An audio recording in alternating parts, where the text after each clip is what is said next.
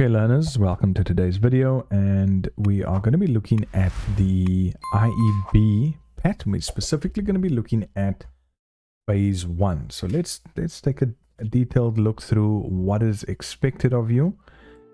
We know by now we have had a look at this. We've looked at the description of what the PAT is, the purpose of the PAT. We know the PAT forms 100 marks of your overall grade 12 assessment, so it is something that is very important, and you want to put every effort into it, to get the maximum amount of marks that you can. It's going to be dealing with the various skills that you've picked up and learned. Right, so we've gone through all of this before, looked at everything. I just want to go right down our phase 1. So our phase 1, here we are dealing with the task definition and information finding strategies. Okay, and I'm going to break this down in subsequent videos as well. Taking you through this so that you can see a couple of samples as well. Now, they give you these 3 topics in the PAT document. Please don't use it, right? They tell us not to use that, but it's just to give us an idea. So, some of the things I've been told is, or what has worked very nicely in the past is using something like planning an event, planning a wedding, planning a trip somewhere, that type of thing. Maybe you are going to a concert in Cape Town, so you want to plan, how to get there, the fuel involved, the accommodation, the tickets, all those type of things. So those are also very nice topics to use. Okay. So for phase 1, we've got our task definition. So the task definition is a description of the problem, right? What are you looking to solve?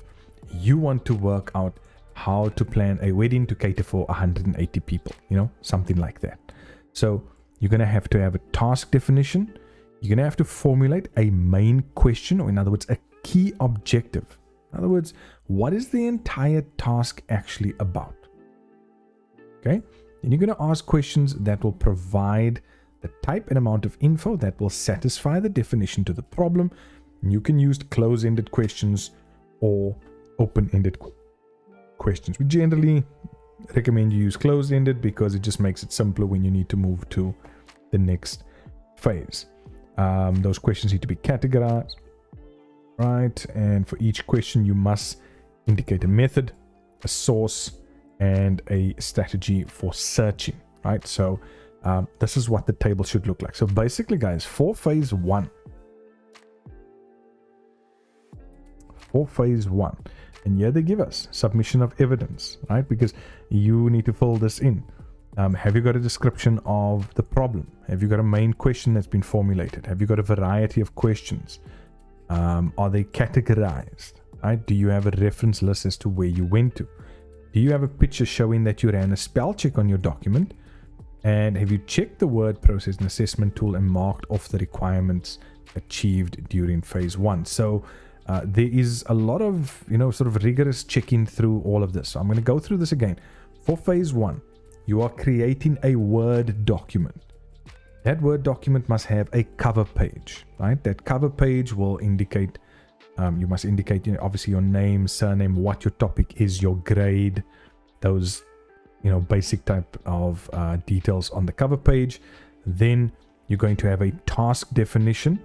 You're going to have a main question, and you're going to have a table of questions. And when I go into the next video, or the next videos on this, I'll be going, in detail, showing you a few samples of what a particular learner had actually done in their PAT, so you have a good idea going forward. So please remember now, phase 1, cover page, task definition, main question, and then your table with these questions that are there to help you, get answers, to help you with your research. So when I go to the assessment document, here you can see you'll get 5 marks for your task definition. You get 2 marks for having your main question. For the table of questions that you're going to have, you can see for having at least 20 good solid questions, you're going to get your 10 marks. If they are grouped and arranged, right, with relevant headings, you get another 2 marks, and the relevance of your questions will earn you another 4 marks as well. Right, then your sources. Now, please remember in that table, remember over here, this table's got the question, open and closed-ended, question category, method, sources, and keywords. So you can see, just for having a variety of sources, you can get up to 6 marks.